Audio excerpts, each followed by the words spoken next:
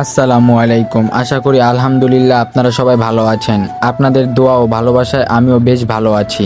তো আজকে নিয়ে আসছি আমার মামুন বাবা এবং ছোট মার দাম্পত্য জীবনের 23 ইয়ার্স সেলিব্রেশন এর ছোট একটি ভ্লগ ভিডিও। আসলে গত পরশু ছিল তাদের গায়ে হলুদ সেরেমনি, কিন্তু একটি জরুরি কাজে আমি গরিপুরে থাকায় প্রোগ্রামটি অ্যাটেন্ড করতে পারিনি। তবে আম্মু আর ছোট ভাইকে সকালে ট্রেনে তুলে দিয়েছিলাম এবং আমি নিজে রাতের ট্রেনে রওনা হয়ে ফাইনালি ওয়েডিং ডেতে জয়েন করি। আসলে একটা সম্পর্ক এগিয়ে নিয়ে যেতে হলে দুজনেরই সমান ইফোর্ট দরকার হয়। ছোট মা অনেক স্ট্রাগল করেছেন, কারণ এই জেনারেশনে অনেক মেয়েরই 15 থেকে 16 বছর বয়সে বিয়ে হয়ে যায়, কিন্তু তিনি এত বছর ধৈর্য ধরে পাশে থেকেছেন, যা সত্যি অনেক কষ্টের এবং সম্মানের।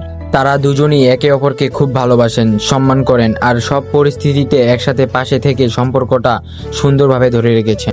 অনেকেই ভালোবাসার সম্পর্কে জড়িয়ে পালিয়ে বিয়ে করার সিদ্ধান্ত নেয়, কারণ তারা ভাবেন হয়তো পরিবার কখনো রাজি হবে না, বিশেষ করে মেয়ের বাবা। কিন্তু একটু ভেবে দেখো, বাবা মাও তো মানুষ। তাদের সাথে সুন্দরভাবে কথা বললে, নিজের অনুভূতিগুলো বুঝিয়ে বললে তারা একসময় বুঝবেই। পালিয়ে বিয়ে করলে হয়তো দুজন মানুষ এক হয়ে যায়, কিন্তু পেছনে থেকে যায় অনেক কষ্ট, বাবা মায়ের মন ভেঙে যায়, সমাজ আর প্রতিবেশীদের নানা কথাও শুনতে হয়।